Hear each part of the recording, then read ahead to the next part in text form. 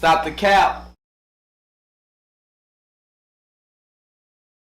Prioritize are the things you just laid out. They want a woman who is accommodating to them. They want a woman who, especially more successful men, they want a woman that when they say, hey, yo, I'm going to the south of France for 2 weeks, pack your bag, let's go. Let me tell you what they don't want to hear, Lauren.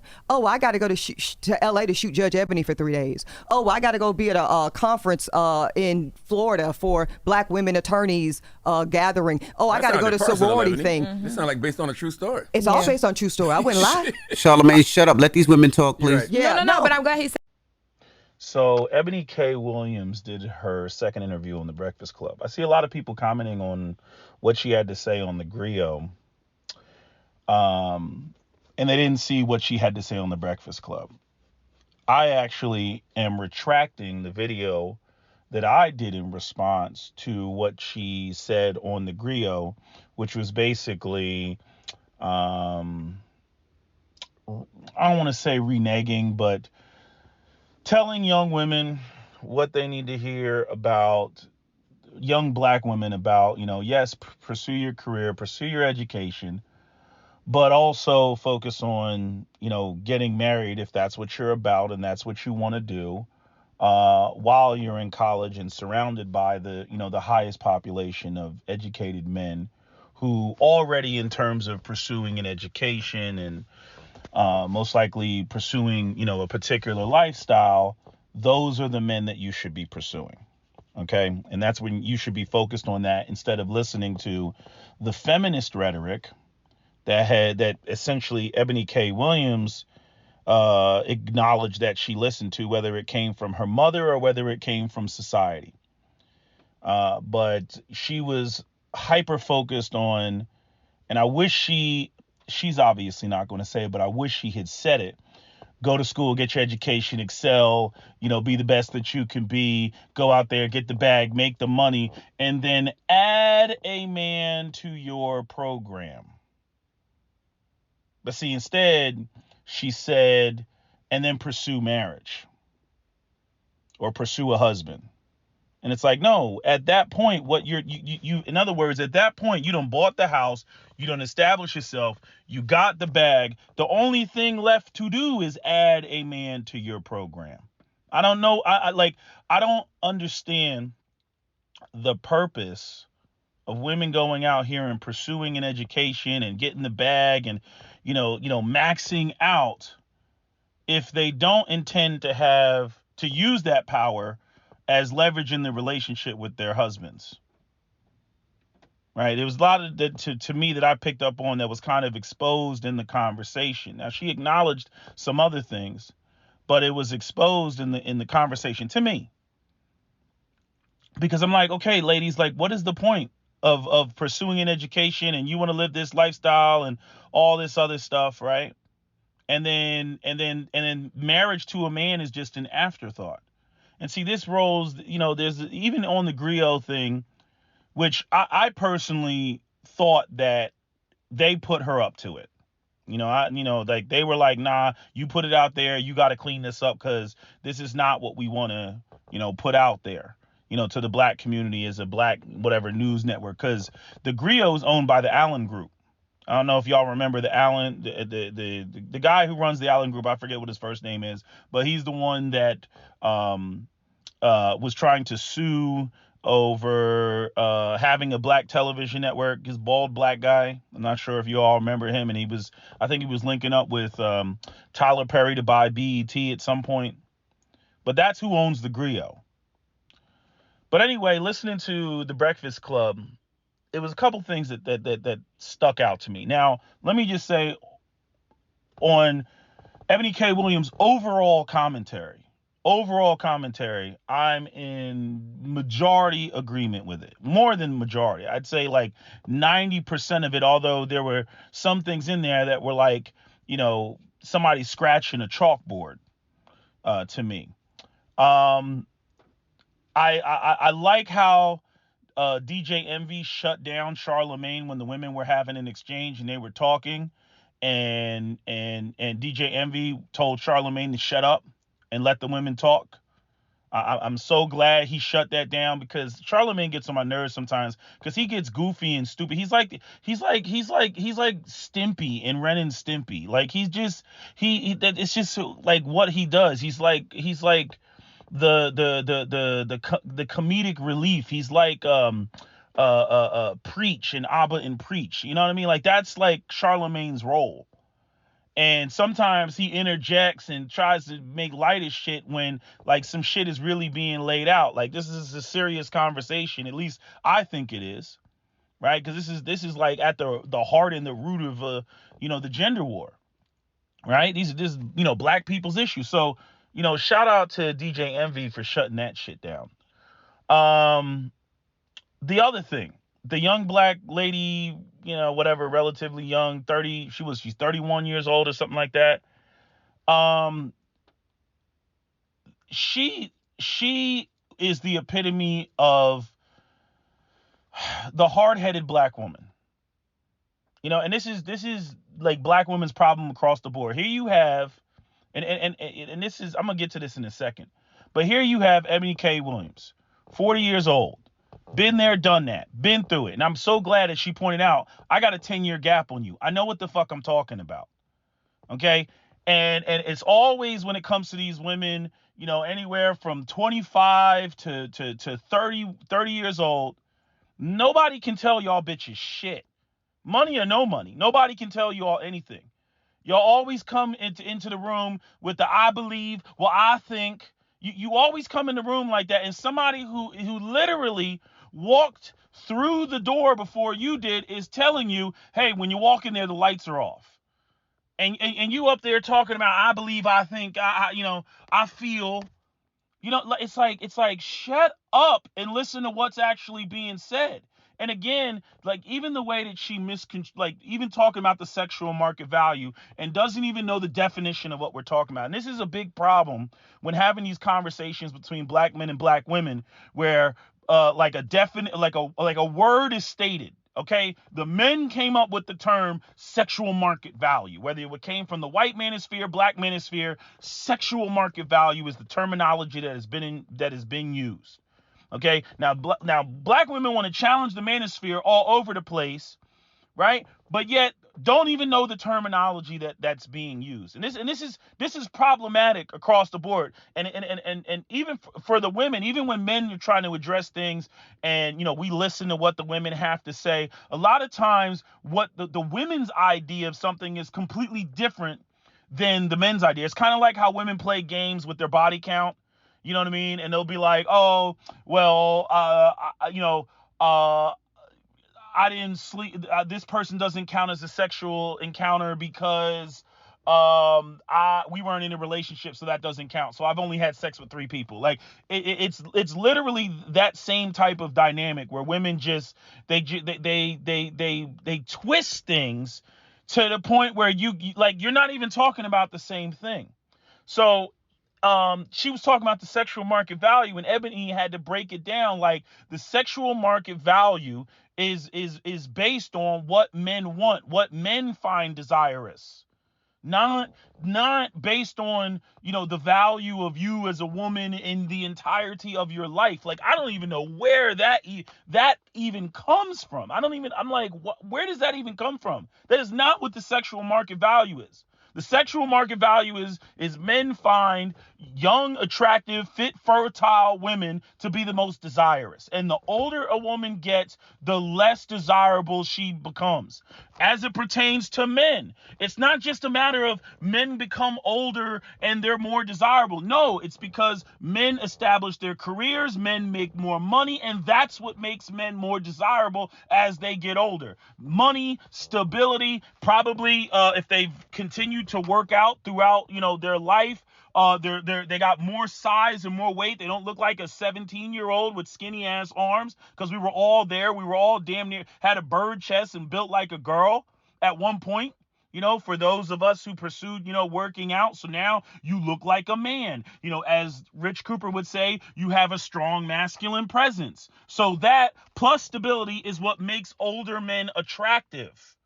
It's not just a matter of the man just gets old. There is an exchange going on. Now, one of the things that kind of irks me with Eboni K. Williams is, number one, the angle of whatever she was taught, and that's why she, went so hard in the paint like she did. Eboni went to college, undergrad, at 16 years old. So she graduated high school early. Then she graduated law school, like Loyola Law School, in 2007. And if you go and you pull up, her, you can Google her. There's an image of her that's up there, right? Very attractive, a little bit slimmer than where she is now, right?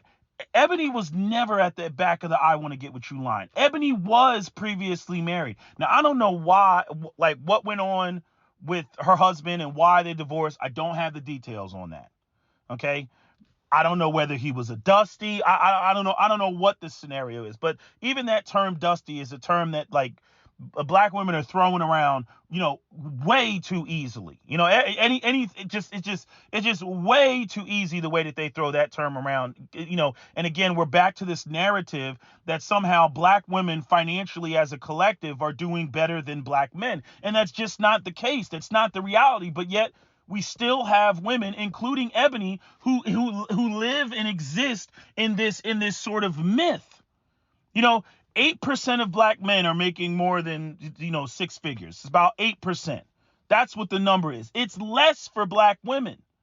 So I don't know where we continue to have these conversations where black women are, they're kicking ass, they're in college, they're getting degrees. Most black women are coming out of college with these underwater basket weaving. Okay, let me not be that disrespectful. They're coming out of college with sociology degrees. They're coming out of college in, journalism degrees, right? Like all your favorite black women who write commentary, your Jamila Lemuse, your Daniel C. Beltons, who else? Daniel Sutton, who I think was the one that owned or ran Clutch Mag Online, which, is now a defunct website. But I'm saying these women went to school, not in STEM, science, technology, engineering, and math, which are some of the highest paying fields. Okay. A lot of black women go to college for these sort of fluff degrees, or degrees that just, they don't pay like that. And they come out and they got a whole bunch of debt. And so there's always this conversation about this narrow population of black women that are out here, killing it financially and making $1 million and got a $1.7 million home, like what Eboni K. Williams, was talking about. But even with Eboni, it's like she went to college, and because I have to emphasize this, because there's a level of luck in this that has nothing to do with the "I'm just that badass." Now, did Eboni position herself to be in the type of position that she is? Absolutely, she did. But by the same token, we all know what Eboni looks like. Okay? And there's plenty of dark-skinned women out here based on this, white supremacist society and the colorism that exists in the media, that they wouldn't have gotten where Eboni is, because Eboni wouldn't be making the type of money that Eboni is making as a defense lawyer, which is essentially the last thing that she was, before she got into, I don't even know what you want to call it. It's not Hollywood, until she got into entertainment. And let's not pretend like she didn't get into entertainment because of the way that she looks. And I'm saying, if she was a beautiful dark-skinned woman, she could have been in that position. But if she was obviously she's a beautiful light-skinned woman and she's in that position. But I'm saying, clearly she had an easier time looking the way that she did, that allows her for the past, decade or so to get in front of the camera, and for, it to be, we want you to be in front of the camera. Okay, so her looks had a lot to do with it, right? And again, the same thing would apply to a dark-skinned woman. I'm just acknowledging that the light-skinned women, tend to get favored when it comes to getting in front of the camera, right? But you see this on like any news network. Anytime they got the token black chick up there, even when she's dark-skinned, she's above average. Okay, so her looks played a part in that. Which, what's funny is, even in all these discussions about women being, go to school, get an education, do this and do that, Notice how it's not about be fit, go to the gym, get your body right, get your body tight. Notice how that's not a part of the conversation. You know why that's not a part of a part of the conversation? Because that's too much tied to appealing to men and what men want. And so all these women that are focused on their education and degree, they're not focused on getting with a man based off of what the man wants and getting with his program. That's not their orientation.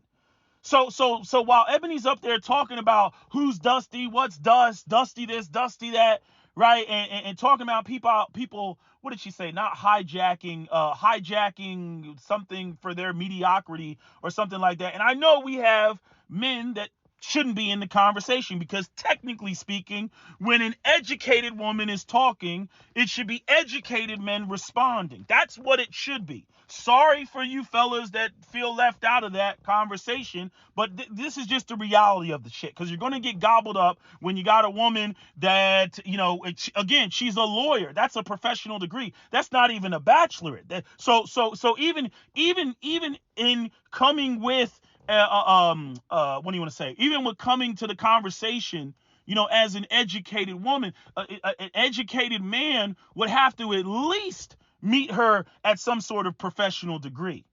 Most people stop at their masters. Most people are not getting PhDs. Most people are not getting doctorates. And most people are not getting JDs. But she went for the terminal degree. There's nothing higher than a JD in that field. Okay, so obviously a man entering the conversation would have to be doing above a bachelor's degree. Okay, but the point that I'm making is that none of it is geared towards actually getting with a black man's program at all. And that is a part of the conversation that's not being had. Again, there's still this air of adding a man to their program. There's still this air of black women are doing better than black men, right? And again, there's also still this air of basically all I need from a black man is his sperm so I can make a baby. And then that'll roll into like blaming black men if the relationship falls apart. Now she's a single mom and he's a Dusty and he's a deadbeat and all that other stuff. And so, in many regards, there's a lot of black men that are removing themselves from that equation when it comes to dealing with matriarchal women and matriarchal mindsets. Because, listening to Eboni K. Williams, I'm like, chick, you still got that in you. And again, some of it doesn't even have to do with whatever her teachings are coming from her mother. A lot of it has to do with the fact that she doesn't know who her father is, or didn't meet him until much later, and the inadequacies that she felt in the fact that her father was not a part of her life like he should have been. That's that can't be ignored. But everything that she was saying, telling the women, and again, the whole experience, and again, I've seen that myself. I've seen, the women who, they're pregnant, and what's the father's name? They don't know who the father. They don't even know the dude's name, or it's like what you see on Maury, where there's multiple men. It could be this guy, it could be that guy, right? And they got to deal with all that again. When you get pregnant as a woman, the man is completely out of the conversation. You're the one holding the baby. It's your body. The decisions that are going to be made, the staff are going to ask you what you think the next step should be and what you prioritize. What are your goals? They're going to be asking you. Okay, they're not going to be asking the father. And a lot of y'all don't really fully comprehend that when it comes to, becoming mothers. Like there's this fantasy shit that goes on in y'all heads when it comes to being mothers, where it's just like you just want to have the baby, like the baby is some sort of accessory. What's the other thing that I wanted to touch on, with the whole conversation? But anyway, her having the experience that she had, the injections that she has to give herself, the cycles that she has to go through to get 20 viable eggs, and the fact that each cycle is is $15,000. I don't know what she said. It was 2 cycles of $15,000, or each cycle is $15,000. But I'm saying she can do that, and I'm so glad she acknowledged it, because black people love to say it's not about the money. And again, there's a lot of this sort of rhetoric where women in the that are well to do, have kind of put things out there, whether it's Oprah or whether it's some like Nicki Minaj or whether it's some other woman out here, that it's like, you got millions though. You know what I mean? Like, even with Sierra and going off and getting with Russell Wilson, you know what I mean? Like Russell Wilson picking up Future's kid, taking on Future's kid. Like, at the end of the day, that was never going to be a charity case.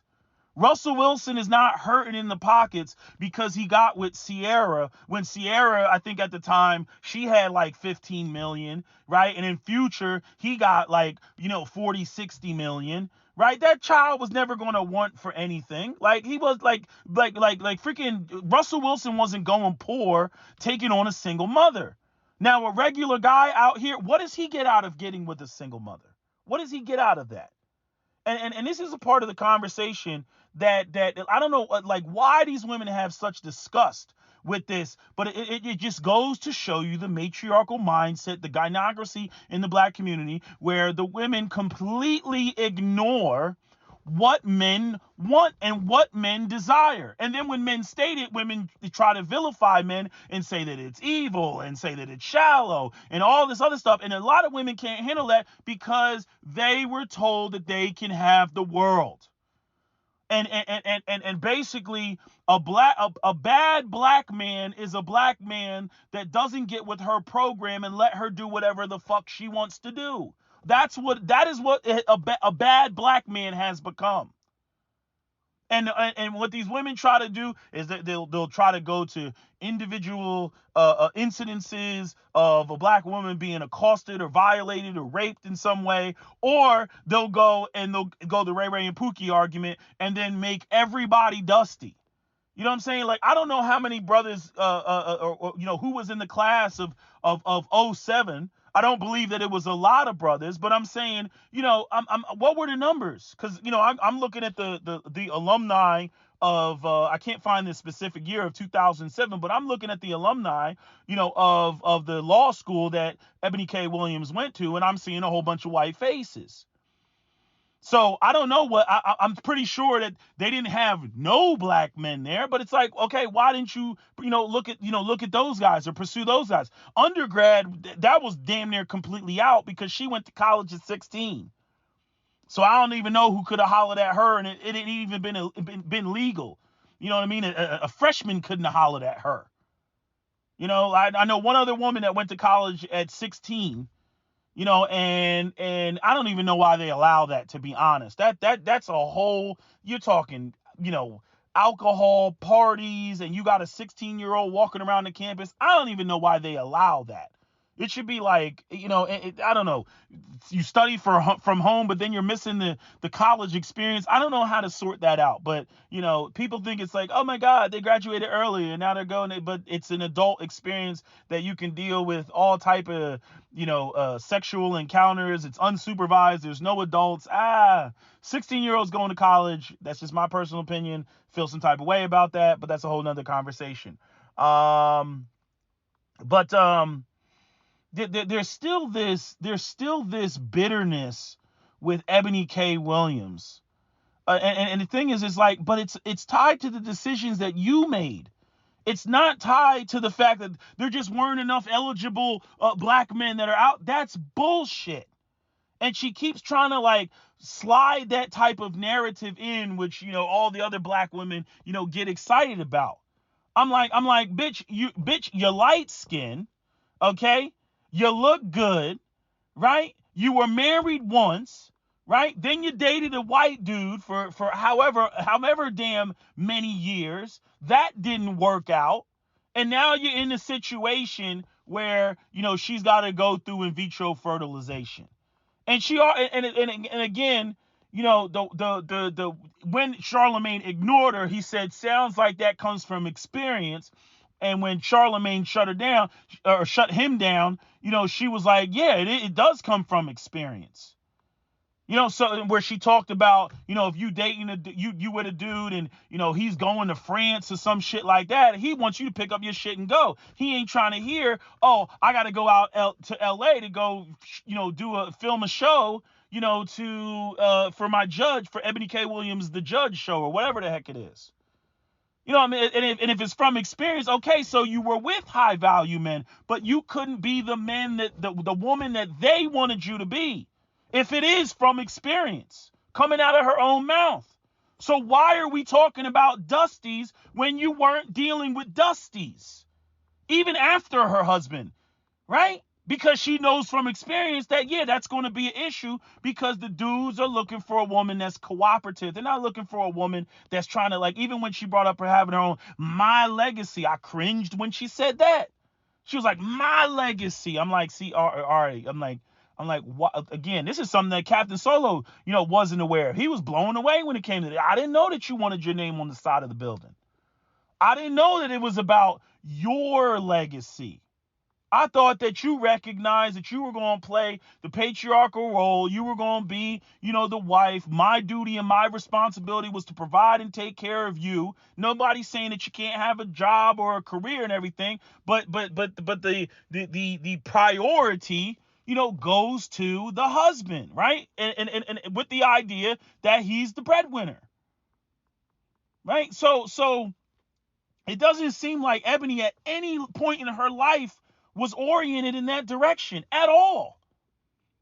So to sit there and talk about the problem is Dusties and black male mediocrity, I'm like, I call bullshit. No, you weren't the type of woman that the men with the resources were looking for. Cause they ain't trying to hear, I'm going over here. I mean, and it was so funny is if you go back and you listen to the Cap Fu series, right? If you listen to that, whatever, I forget however long that video is, the short version or the long version, that's one of the things that Cap said to Don Napoleon right in the video. And this is over a decade ago. You know, where he was like, look, if I got a job in Japan, you know what I mean? We're going to Japan. This is not a negotiation. You know what I mean? Like again, you could obviously, if she really doesn't want to go, you could try to find something else. But if there's a serious opportunity and he's providing for you and he's like, look, you know what I mean? I'm making, you know, whatever, 125 right now. And, you know, freaking General Motors wants me to go to Japan to do whatever collabo they got with some Japanese company. And they're paying, whatever, not room and board, but they're paying for the majority of the trip. And then on top of that, they're offering me another $100,000 on top of that. So that'll be like 225.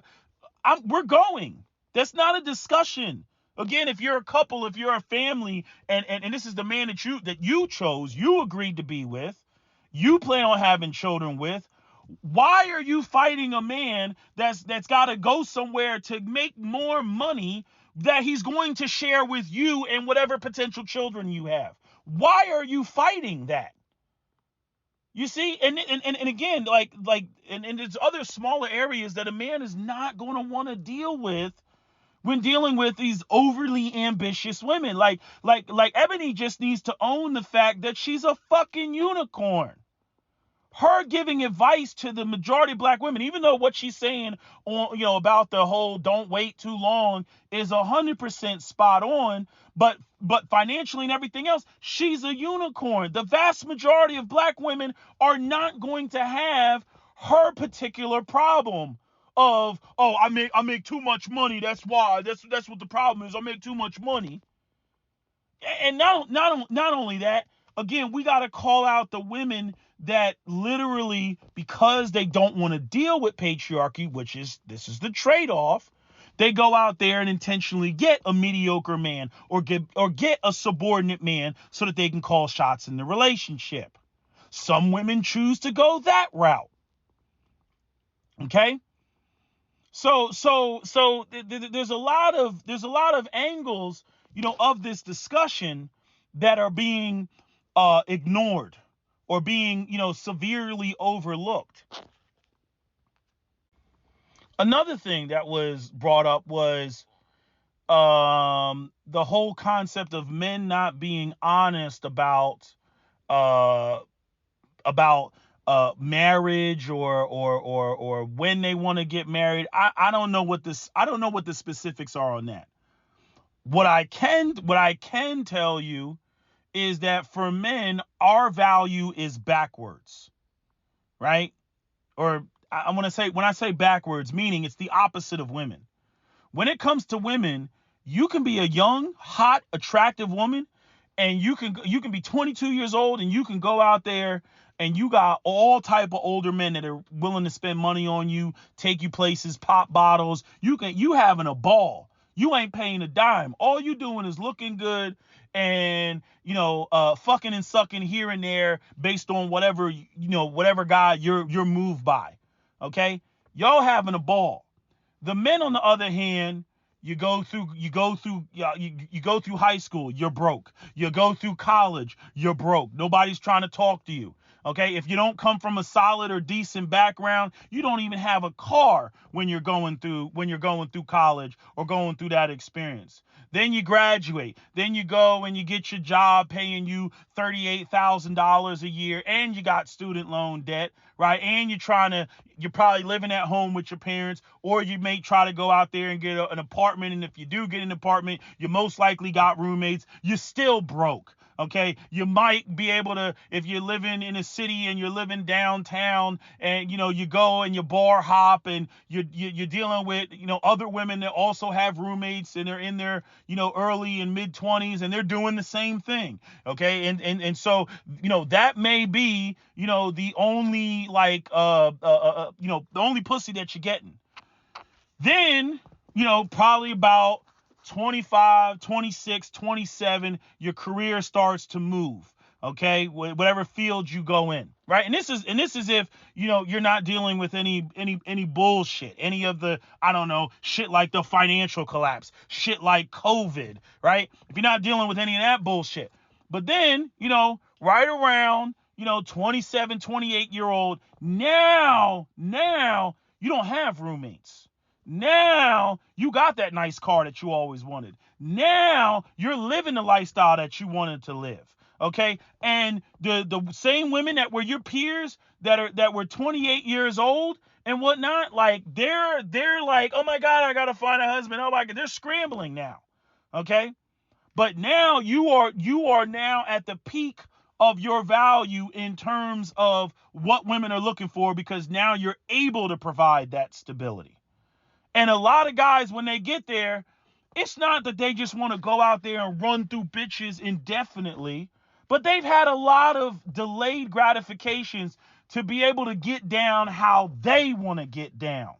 Which the crazy thing about women is women act like they don't like this, but at the same time, you're attracted to it. You're attracted to alpha males. You're attracted to assertive men, even though you may not like that dynamic individually within your relationships. It's a very strange thing going on with women, where you want the biggest, strongest dude, what I mean? But there's always the potential, like, you go out there and you get with like some savage. The dude is in the streets, he's got a gun, he might turn the gun on you, or you get a guy that's significantly stronger than you, and it's like, yeah, he could overpower you.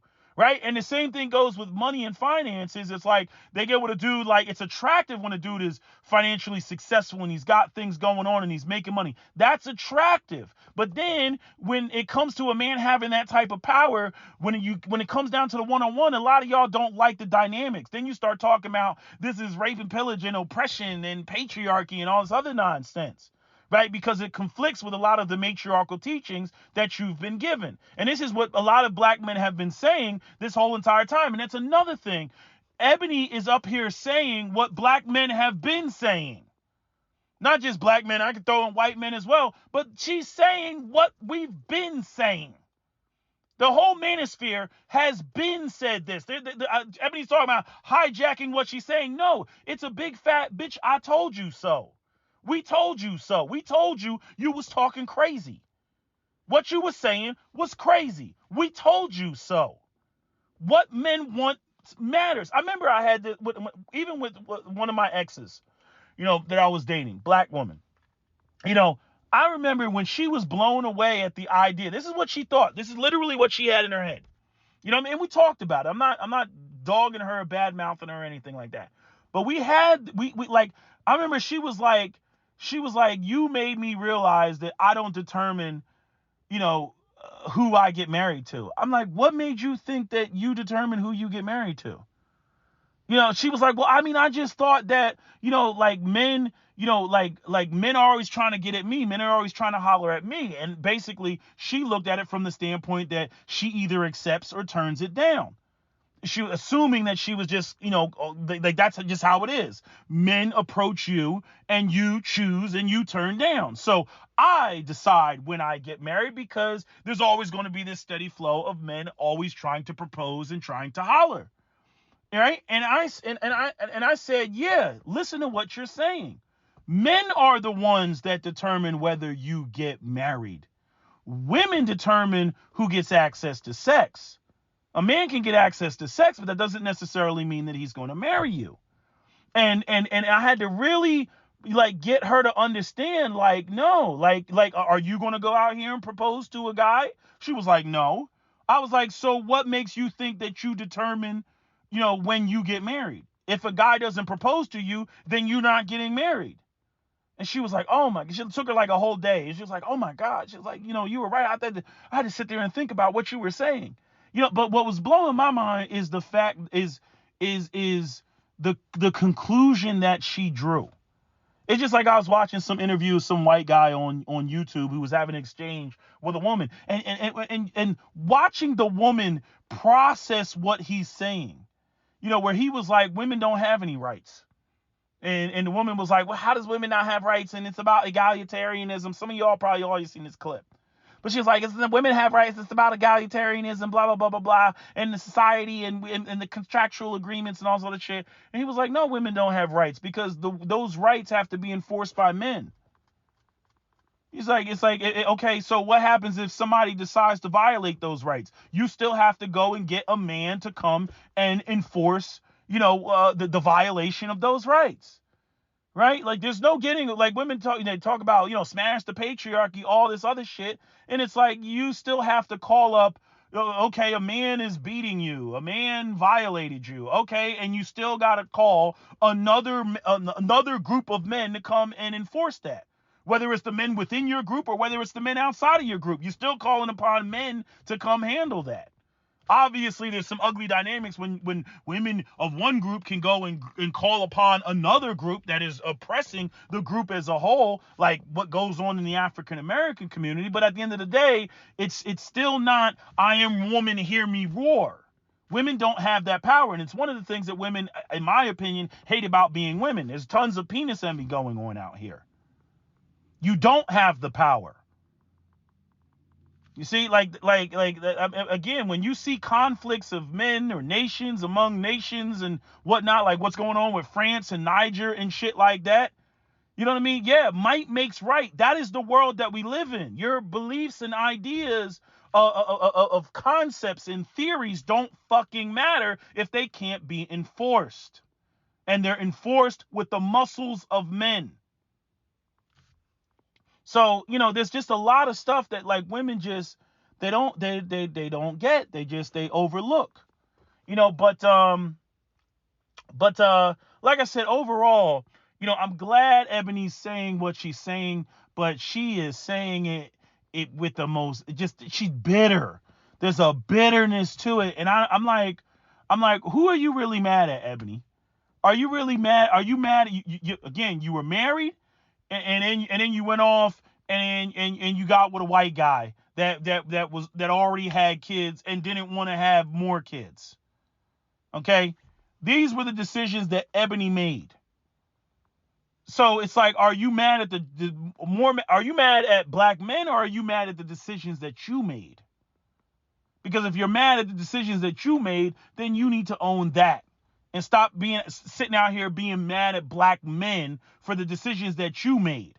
And this is a part of the problem with a lot of black women, out here that they're like, it's like we're telling them, we're telling them, like, look, the path that you're going down, you know what I mean? Like, I'm not getting with that. I'm not getting with your program. I'm not signing up for the matriarchy. That's not happening. And then you go out there and do what you want. You can do what you want, but there's going to be consequences for that, and you're going to have to pay for them. But the women, they don't own that. Reminds me of Captain Solo and a story that he told about him and his a guy and his wife were having problems, and the guy recognized that they were having problems. She wanted to have another baby. He didn't want to have any more kids. He was like, look, we got already enough problems, damn near getting a divorce. Why don't we just finish raising the kids that we got? She went off and was determined to do whatever the hell she wanted. She actually went and bought another house, and because she wanted him to like buy another house and have another baby. He said he wasn't going to do that. He was like, no, I'm not investing anymore in this marriage. This is what the man said. He wasn't going to get a divorce, but he said, I am no longer investing in this marriage. So I don't know what problems they have, but obviously it had to be some shit for a man to say that shit to his wife. So anyway, she went off, bought a house by herself, right? Not only do I think the issue was she couldn't pay for the house, but then the issue was that the housing market crashed after she bought the house. So now she was upside down on the house. I forget how that issue got resolved, but that has always been a primary example of Cap pointing out, women just going out there and making unilateral decisions and doing what the hell they want to do, even though a man has said, I'm not doing this. You know what I mean? Like as a couple, like, I'm not doing this. So the fact is that a lot of women just will not accept, the consequences of their own decisions. And it always has to be somebody else's fault. And this is something that men don't get. It took us a long time to get into conversations about the matriarchy because a lot of men were uncomfortable with quote unquote blaming women. But when you have a society and a system where the courts, allow women to get, primary residence, allow women to get primary custody, right? And then we have a society that has this whole, girls are sugar and spice and everything nice, and men and boys are snips and snails and puppy dog tails and all that shit, where the default goes to it's the man's fault, right? Right. We end up with this situation where men have to call out the women because women are using, these sort of dynamics to their advantage to get away with shit. It's like what we say about women who go out here and intentionally choose men that have problems and are dysfunctional because they can hide their bad behavior behind his bad behavior. We see this right now with Blueface and Krishan. She doing whatever the fuck she want to do. But the conversation is he made her that way. He made her that way. And it wasn't until, the pregnancy, and then even after the pregnancy, we all get to see, and now that whatever they're separated or whatever, we all get to see what the fuck she's really on. Now everybody's like, nah, actually she's the problem. It's like, exactly. But nobody would have believed that when they were together. Nobody would have believed that. The whole thing with the domestic violence and all that, when he was hitting her, and then they were like basically blaming him, but it was like she was the one that was whooping on his ass, and he's like, oh, so I'm just supposed to sit here and take it? Yes, you're supposed to sit there and take it. I can't even defend myself. These sorts of situations. And I'm not going to sit here and try to, justify, hitting a woman and everything, but I don't expect a man to sit there and just allow a woman to just pummel him. But it's these sorts of dynamics. And again, women and how they think and the decisions that they make, it's all over the internet now. That's the beauty about the internet. Women can no longer hide behind the myth, of being a woman, or I call it the umbrella of the myth of the white woman. They can no longer hide behind that because thanks to the internet, men can see in real time and analyze women's behavior, analyze their answers, what they say to simple questions. We can see it. And that's why, what you see now is you see a lot of men, checking out of society, not just black men, white men as well. They're just checking out. They're like, hey, I don't want to deal with these women. These women are out of their mind. Like I said, men cannot man up. And that's another thing in talking about this dusty conversation. Women pushed for feminism. Men didn't have a movement. Men cannot man up to a level that is acceptable to women that wouldn't activate feminism. What women want is they want men to be responsible, devoid of leadership. I don't know how many times I got to say it. Men cannot man up. She can talk about, and here's the thing. Like, even in Eboni K. Williams' own talking point, she talked about, I got $1.7 million house and all this, and I'm at such and such a level, right? And again, I'm like, according to her own testimony, right, talking about the guy that was taking trips to France, a man is not going to want a woman that's doing what she's doing, focusing, on herself, and on her, in her career.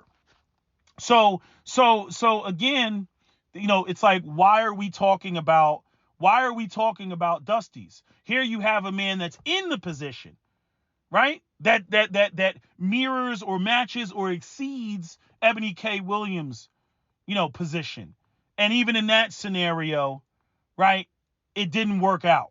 Why didn't it work out? Because you were doing your thing, and he was doing what he's supposed to.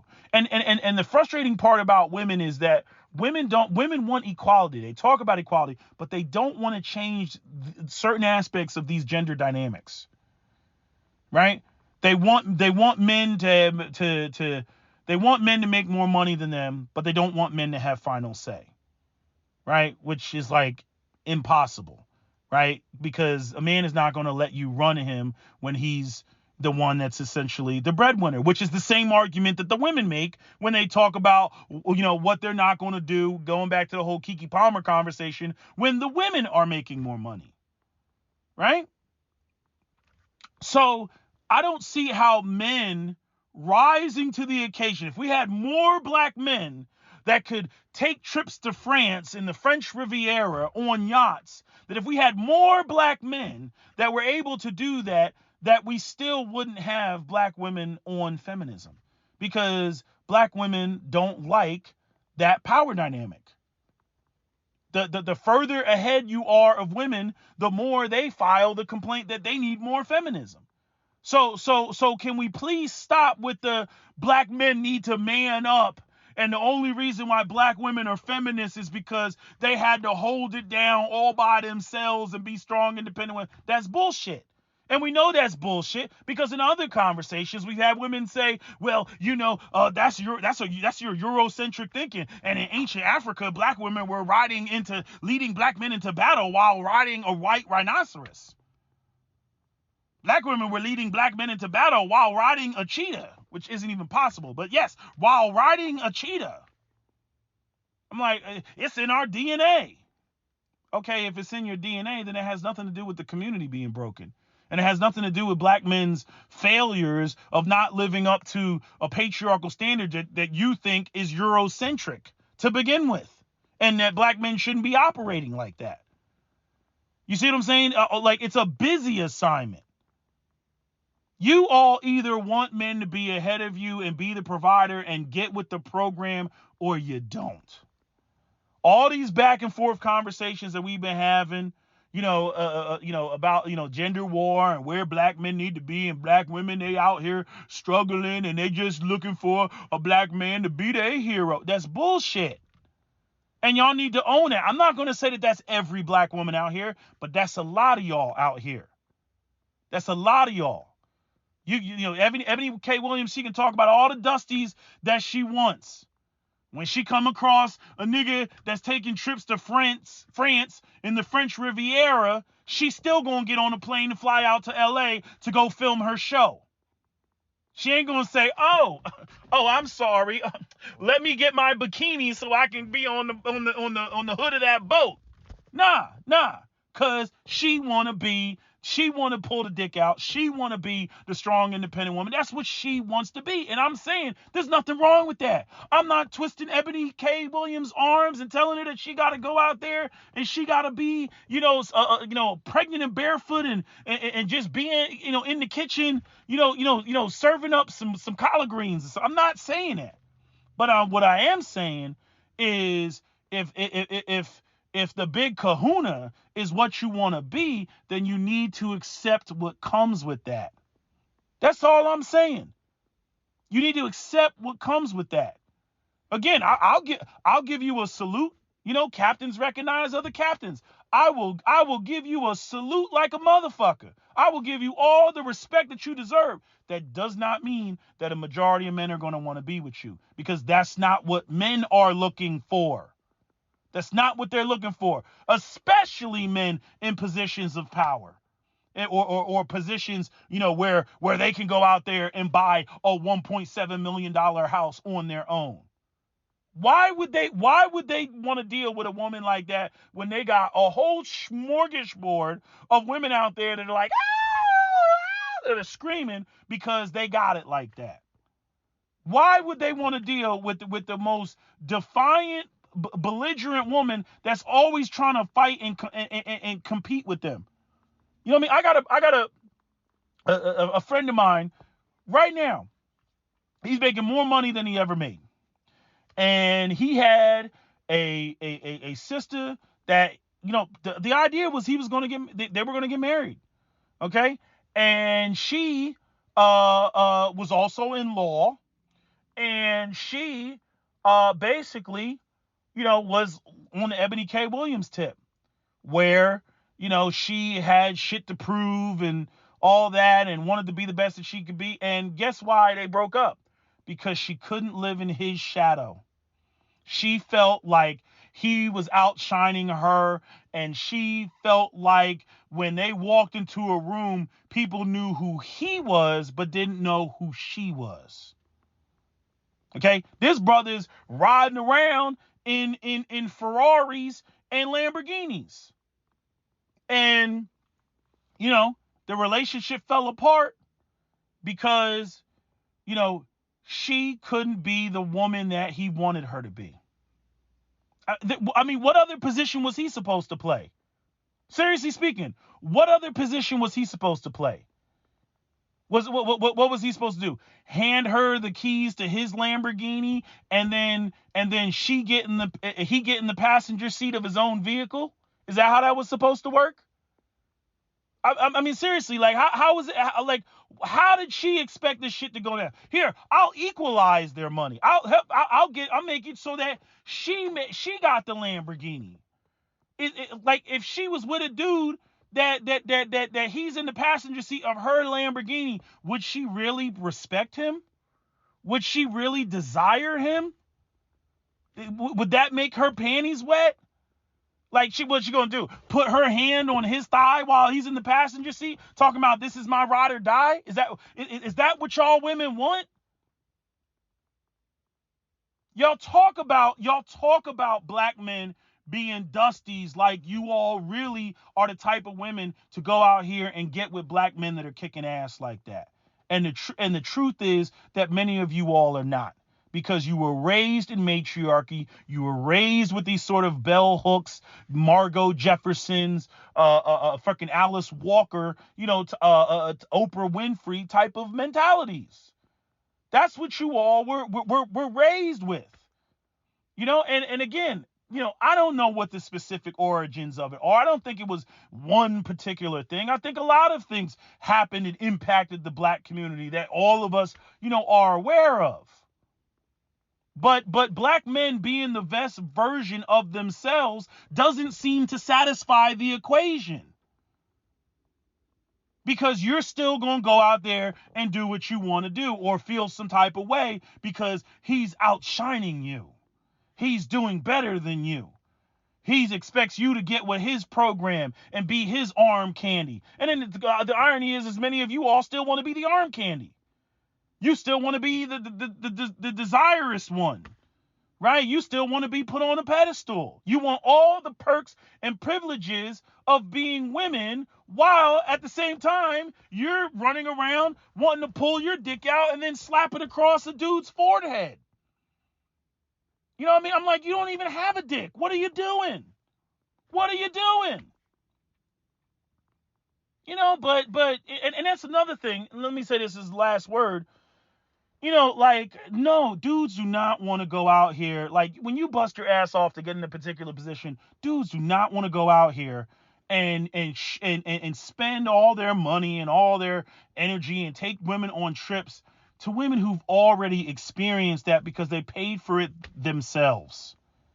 They're not going to be impressed. You know, your ship comes in, you've arrived, you made your money. You're like, yeah, man, I'm finally there, man. Yeah, man. You know, and you're thinking like chicks are gonna be like, ah! It's like those Instagram clips where it's like, you know, what my girl thinks when I walk out of the house, and it's just like a bunch of women screaming and shit like that. Like, yeah, that's the fantasy. I'm not, obviously that doesn't happen realistically, but women do recognize a man when he's successful. They pay attention, right? Regardless, you know, for the when they first meet you, they do pay attention to that shit. Okay, so with that said, I'm saying, you know, you don't want to, like, why would, okay, Eboni K. Williams, I did this, I did that, I flew here, I did that. Okay, why would I want to, what could I do with Eboni K. Williams if she's already done all that? Seriously speaking, this is one of the appeals when it comes to younger women, because younger women are young enough to where they haven't experienced anything. And you're literally putting memories in her brain. You know, saying, I like, man, this is the first time, you know, like when they say, hey, you ever been here? And it's like, yeah, you ever had sex in an infinity pool? It's like, yeah, I was dating this guy, and you know, he was very wealthy and established, and you know, he did this. Yeah, that intimidates other guys. You know, but you don't want to be with. That's why every time I see these women that they always want to show their lifestyle and how they doing it big on Instagram, that is the worst thing that you could do if you're looking for a husband as a woman. The absolute worst thing that you can do is show your cars, show your your luxury apartment, show that you're every other weekend you're in the islands, and that's the worst thing that you can do. Because as a man, you know what a man is saying? A man is not looking at you and saying, you know, oh, you know, we could link up and do this shit together. No, that's not what a man is saying. A man is saying, I got nothing to show this woman. I got nothing to impress her. Nothing that's gonna make her eyes pop. Nothing that's gonna make her be like, oh my God, you know, you're my hero. You're the greatest. Oh my God, like there's just everything that you do is just gonna be like the last thing you want. Just imagine if you try to surprise a chick with a trip to, I don't know, Fiji or some shit like that. And you go on the vacation, you go on the trip, you get off the plane. She ain't said nothing. She's happy to go. You sitting there like, yeah.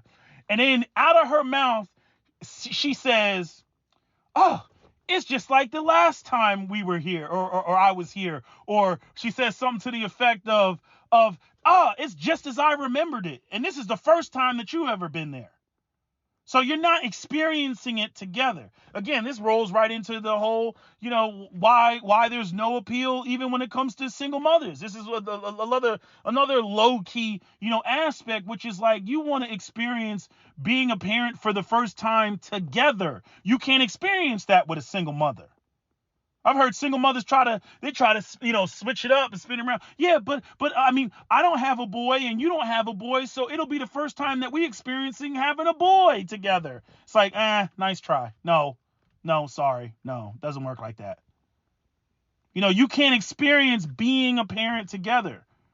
You know, I'm just telling y'all, like, so y'all that got all this, you know, y'all trying to find a husband and you up there and you showing, oh, I'm on vacation and shit like that. Like, take that shit down if you looking for a man. Real talk.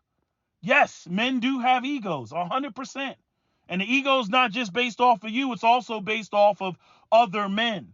And especially in a world where we know that, when I see a chick and she's 23 years old and she's got all the, she's traveling and doing all this other stuff, okay, it's like either she's got an OnlyFans, either she's a member of Gymshark, or she's getting flued out and fucked. One of those three things. That's the reality of the situation. So a lot of men, when women try to, they show, oh, I'm doing this and I'm doing that. Not only can we not impress you, but then we're also trying to do the math on how the hell is she affording this stuff? And we already know that the gender dynamics are backwards. We don't get flued out as dudes like that. I know there's some dudes that'll go out here and trick, but as a rule, unless you're some dude and you're just gorgeous, women ain't, that doesn't happen for men. Everything that we do, like I remember there was a clip, even Andrew Tate, pointed this out. He was like, I had to bust my ass off to get on this yacht. You're 19 years old. You got a bunch of bikini pictures on your Instagram. Fucking some famous dude slides in your fucking DMs, flies you the fuck out, and now you're on the yacht with Andrew Tate. And I know Andrew Tate isn't the perfect person to use because, he was exploiting women and all this other online shit and everything else and all that crap. I get all that. But I'm just saying, insert a different person. The bottom line is, as a man, in order to be at certain venues, certain locations, you don't get in the door because you're pretty. You got to earn your fucking seat there. And I understand it is going to be women that are like, well, I'm not a beautiful woman. I'm not a 10 and I got to earn myself there. And, I don't know what to say to those women because, those women are going to have a different conversation. It's a different argument. And many of your hardcore feminists, do take that position because, if they had to just sit around and wait for a man to choose them, they wouldn't get chosen. That is the downside, of being a woman. The downside of being a man is if you're not productive, you get no one. And the downside of being a woman is if you're not beautiful and you didn't win the genetic lottery, you don't get to be chosen. And honestly, I'd argue that men have a slightly easier time, just off of the strength that if a man is not the most handsomest, if the man is, like Danny DeVito or something like that, if the man is not attractive, he can still go off and, who's that ugly guy on YouTube that's got like one of the top like YouTube channels? He's like a guy in New York. He was like a photographer. He looks like Popeye. You know who I'm talking about. Like not a good looking dude, but a very successful man. You see what I'm saying? So men can compensate for not being attractive with, making money and stuff like that. Oh, if a woman is hit, she just hit. And yeah, there might be some guys out there looking to smash and she might get a baby out of it and whatnot, but the argument is that she's relegated to low quality men. And I don't really have I don't have an argument against that. I mean, when I say I don't have an argument against that, I don't have an argument against women who are in that position who are filing that type of grievance and hate the patriarchy and hate the rules of the game. Cause I get it. I'm like, I get it.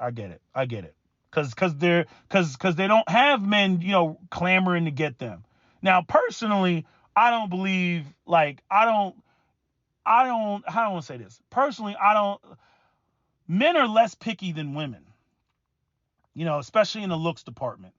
So the idea that there's just nothing a woman could do, you know what I mean? Like in terms of makeup, I guess that would be a good argument. The fact that women do have all these things that they can enhance themselves, outfits, makeup, all of these sorts of things. Like men will even admit, they'll be like, man, she's not the most beautiful woman in the world, but she's sexy, right? She's sexy. Like I'll give you a perfect example. I'll use a white woman. Like I don't think Cher, even in her Cher is a well, no, I can't take that because she started doing all this plastic surgery. True Lies actress. Who's this? What's her name? Actress. I know some of you are saying off the top of your head. I forget. What's her name? Jamie Lee Curtis. Yeah, Jamie Lee Curtis is a perfect example, in my opinion, in her prime. Look, Jamie Lee Curtis in the 80s.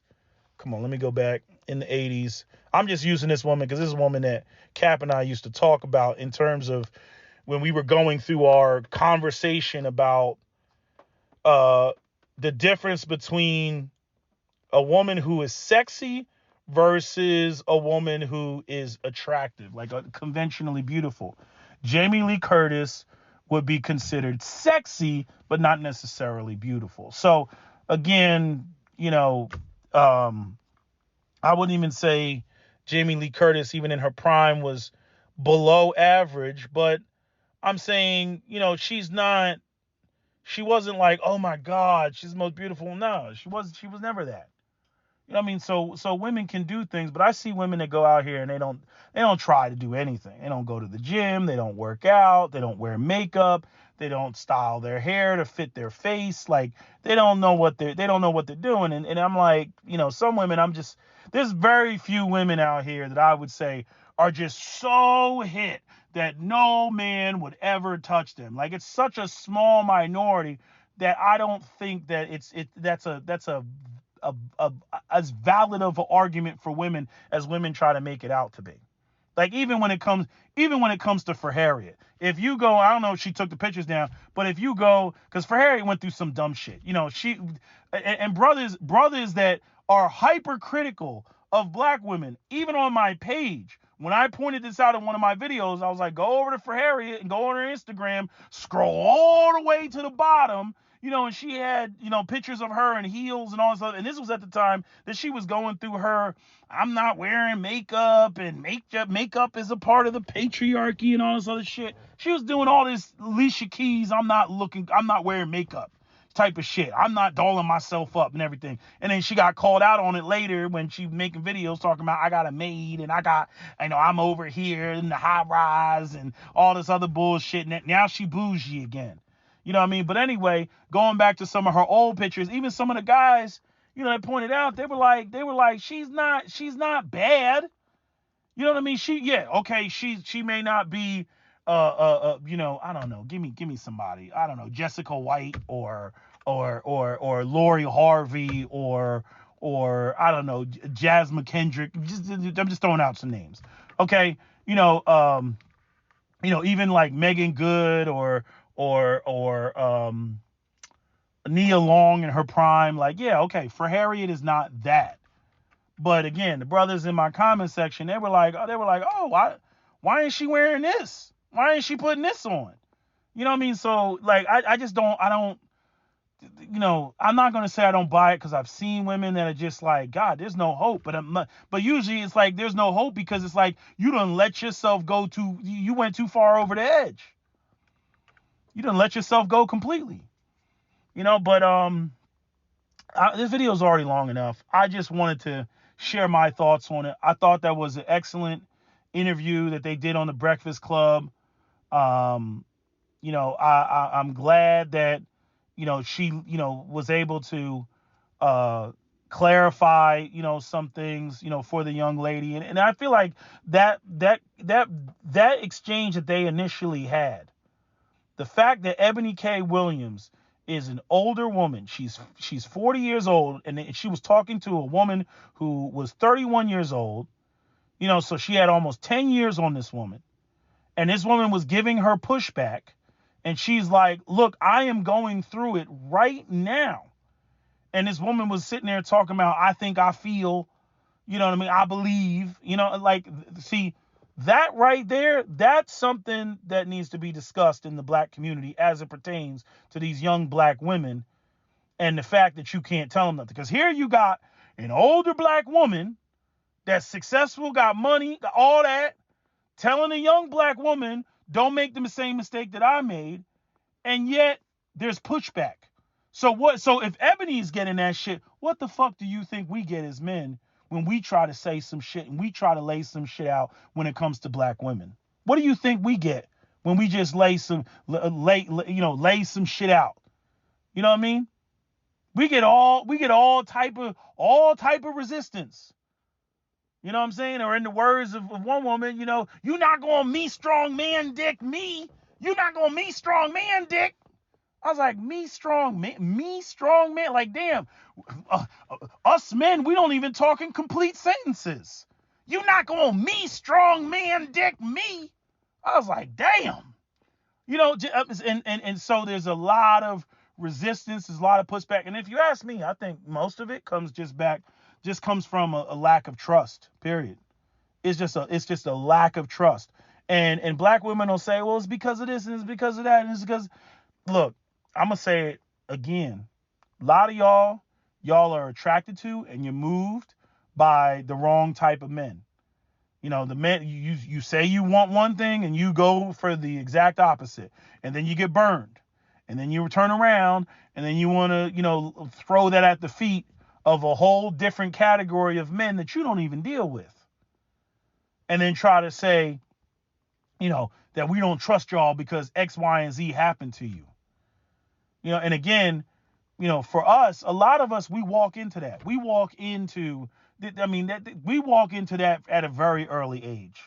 We're not even old enough to have done anything to you, and we walk into this space of lack of trust. And many of us, due to whatever interactions we have with y'all, based off of that lack of trust that you have, many of us just choose not to deal with you because we don't deal with that, when we interact and deal with other races of women. And then, where that goes, where that, dudes start looking at that like that's an exit, because they're like, hey, I can't get through to sisters. They don't listen. They're confrontational. They want to argue with you. They don't trust us. It's like you can't even get your foot in the door. Right. And I'm saying even the problem with getting your foot in the door was really problematic is, as one population, you can't get in your foot in the door. But then you look at another population and it's like they just get it off of the strength of GP. You know what I mean? And it's like, well, wait. How did he just you just let him bust all, just all up and just shoot, as Six the Goddess would say. You just let him come in there and shoot the club up. You know what I mean? And then I gotta hear the fallout from him shooting the club up. I gotta go through. I gotta, cross the shark and alligator infested moat. Get the drawbridge to come down, defeat the guards, right? Freaking, climb up the tower, right? Slay the dragon, and then defeat the wizard. Dun, dun, dun, dun, right? I gotta do all that just to get on a date, on a first date. But this nigga over here, that motherfucker come through and was like, waved his hand, said, "These aren't the droids you're looking for." And the next thing you know what I mean? You're not even on Tatooine anymore. Like, I'm like, how in the hell? And again, I guess that's just game, or that's just charisma. Or there's something else going on in the background with, again, how you perceive the two different populations. But y'all like to, make this sort of super collage of black men and make this hybrid Negro, that is the one that, he was selling drugs, he impregnated you, he was selling drugs, impregnated another black woman, left her, got caught, got locked up, went to jail, got out of jail, lived in a halfway house, was doing worked some bullshit job at Target, got another woman pregnant, then, found God, decided to go to community college, took the GRE, passed that, then went to, somehow skipped undergrad, went to grad school, then decided that after he left the School of Wharton, went to Harvard, and got, his JD, and now he's a super successful lawyer living in Manhattan, and then went off and married a white woman. Oh, this is all one black man. Like that's what y'all will do. And make these hybrid brothers. But like I said, we need to have more nuanced conversations when it comes to this, of people not on that bullshit. Because a lot of times I feel like a lot of the people that are having the conversation between each other, you're either not talking about the same class of people, you're not talking about the two people from the same educational level. You know what I mean? Like, I feel like it needs to be broken apart. Like, the street level needs to discuss whatever their issues are on the street level. The educated level needs to discuss whatever the issues on the educated level. The professional level needs to discuss whatever levels on the professional level. The business class needs to discuss whatever issues they're having on the business class, as opposed to all this, people at different levels, having these discussions with one another. Because I think it's kind of pointless. It's fruitless to sit there and do that, to have somebody that has a JD, having an exchange with somebody, who's, been in the streets for the last 20 years and just didn't get caught. Like, I don't know. I just feel like that's not a meaningful conversation, because, if the attitude is, well, I wouldn't get with them anyway. Okay, so why are you having a conversation with them? That's not your demographic. But black people want to act like, none of the class doesn't exist in the black community, and that anybody can, move around and, at any particular level. The only people that can really do that are men. Because women ain't really, then y'all not willing to do that shit unless, until, something catastrophic happens. Then you just, and truth be told, you only want the dude's seed so that you can go off and have a baby, and because as we all know, black men ain't, as sexually irresponsible as black men are labeled. We ain't over there donating sperm at the sperm banks, as Eboni K. Williams so promptly found out. So anyway, that's all I got for y'all. That's my video, SWP out. Don't forget to comment, share, like, and subscribe. I wanted to get back to these community conversations. I just wanted to interject with this. But anyway, that's my video, SWP out. Don't forget to comment, share, like, and subscribe.